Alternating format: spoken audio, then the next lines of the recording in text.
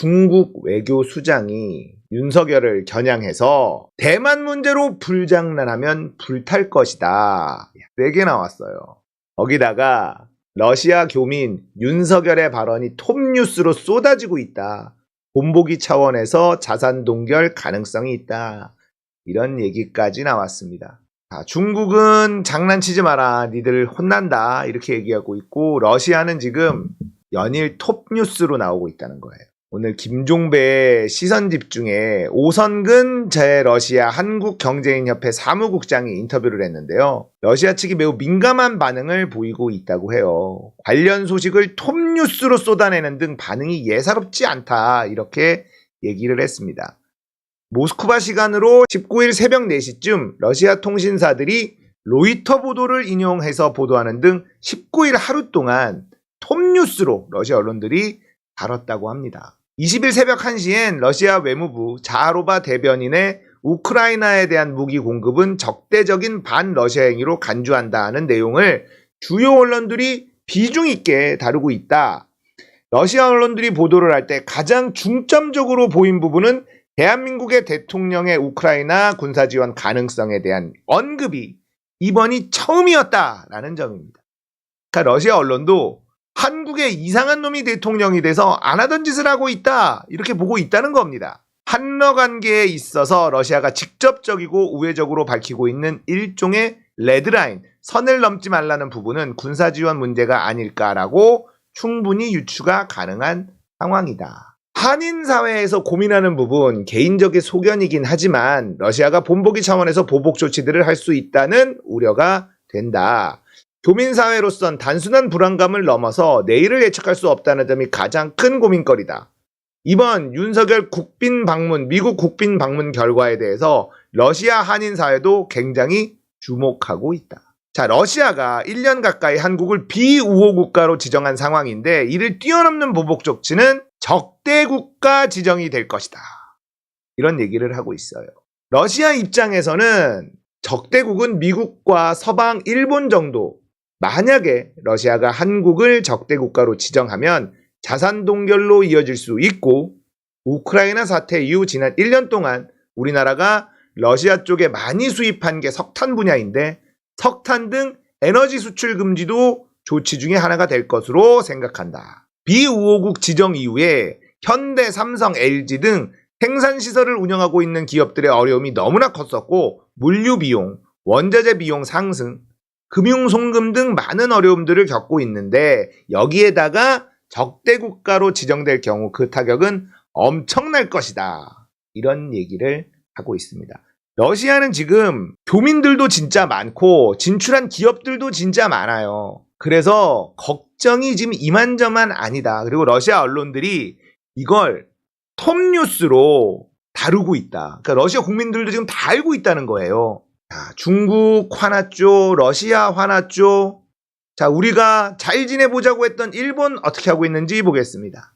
자, 3월 29일자 뉴스인데 독도는 일본 땅 윤석열 정부 임기 내에 해결해야 이런 뉴스 보신 적 있죠? 일본 내각부 한 간부는 산케이 신문에 윤석열 정부가 공개한 징용공 다음으로 다케시마 문제 해결에도 착수해야 한다. 일본과 한국 관계 개선에 전향적인 윤석열 정부 임기 내에 독도 문제 해결을 강하게 호소할 필요가 있다.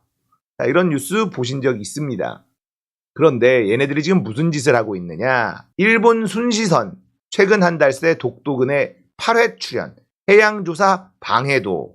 정성호 더불어민주당 의원이 해양경찰청으로 자료를 받았는데 일본 순시선은 한일 정상회담 이후 닷새 만인 지난달 21일 새벽과 밤 시간대 1회씩 독도 인근 해역의 모습을 드러냈고 같은 달 27일에도 한 차례 출몰했다. 또 이달 들어선 2일과 5일, 9일, 10일, 16일에 1회씩 독도 인근 해역에 일본 순시선이 출현한 것으로 파악됐다. 한일 정상회담 이후 일주일에 2회꼴로 독도 인근 해역에 순시선을 보낸 셈이다. 자, 일본 순시선이 독도 인근에 출몰한 게 어제 오늘 일은 아닌데 2017년 80회, 2018년 84회, 2019년 100회, 2020년 83회, 78회, 2022년 84회 등 이렇게 독도 인근 해역에 일본 순시선을 꾸준히 보내고 있었어요. 근데 여기가 조금 더 짜증나는 일이 벌어진 게 뭐냐면 우리 해양연구선 조사 활동도 지속적으로 방해를 하고 있다는 겁니다. 자, 일본이 독도 인근 해역에 순찰을 이유로 순시선을 보내고 있는 게 배타적 경제수역, 자기네 배타적 경제수역이다라고 주장하면서 보내는 건데 여기는 아직 한일 간에 이 EEZ, 배타적 경제수역이 획정되지 않았어요. 그런데 자기네들이 일방적으로 이렇게 순시선을 보내는 건데 2017년 이후 6년간 독도와 그 주변 해역에선 우리 해양연구선이 총 148회 조사활동을 벌였어요. 같은 기간 일본 순시선이 우리 해양연구선 활동을 방해하거나 감시한 횟수가 74회, 즉 2번 중에 1번은 일본 순시선이 우리가 독도 주변에서 연구를 하는 배를 감시하거나 방해를 했다는 겁니다.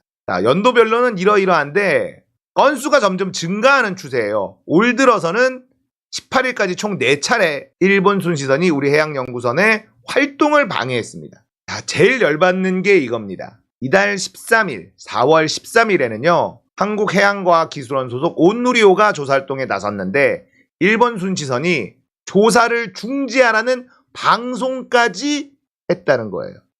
와, 이거 그냥 넘어갑니까? 지네가 뭔데 이게 윤석열이기 때문에 가능한 짓이에요. 대단하지 않습니까? 그런데 우리나라 외교부는 뭐라 그러느냐? 일본 순시선 독도 근처 출현에 우리 주권에 영향 안 미친다. 와, 강력 항의해야 되는 게 맞잖아. 좌시하지 않겠다. 이렇게 나오는 게 맞잖아. 근데 우리 주권에 영향 안 미치니까 괜찮아. 이러고 있는 거예요. 정말 어이가 없습니다. 2010년 10월 10일 노무현 독도 문제 때 일본 함정의 발포령. 노무현 대통령은요. 독도 문제와 관련해 일본과의 군사 충돌까지 불사하며 독도 영유권을 사수하려 했음을 보여주는 일본 쪽의 증언이 나왔다. 2010년 산케이 신문에 따르면 2006년에 일본이 함정을 보내서 우리나라 독도 주변 해양 조사를 방해했을 때 노무현 대통령이 일본 함정에 대한 발포 명령을 내렸고 이로 인해 일본이 철수했다. 강약 약강. 일본 스타일 아닙니까?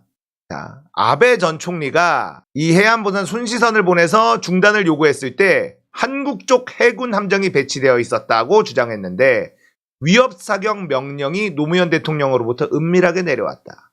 자신은 한국 쪽의 해양 조사를 막을 경우 총격전이 발생할 것을 판단해 조사 저지 활동을 중단시켰다. 이게 정상 아닙니까? 그런데 대한민국 정부는요. 지금의 외교부는 일본 순시선 에이 신경 쓰지 마. 괜찮아. 일본 순시선이 대한민국 조사선에게 조사를 중단하라라고 방송까지 했는데도 이러고 있습니다. 어떡합니까? 이게 말이 됩니까? 도대체가 이게 말이 되냐고요. 대한민국의 영토를 지키는 것 너무나 당연한 건데 지금 대한민국의 주권이 매우 위험합니다. 대통령이 정말 아무 생각도 없고 점쟁이 말이나 믿고 마누라한테 휘둘리고 국민들을 어떤 방향으로 끌고 가려는 어떤 그런 철학도 없고요. 이 찍들아 니들이 지금 무슨 짓을 했는지 알겠어? 큰일 났다. 큰일 났어 진짜. 아유.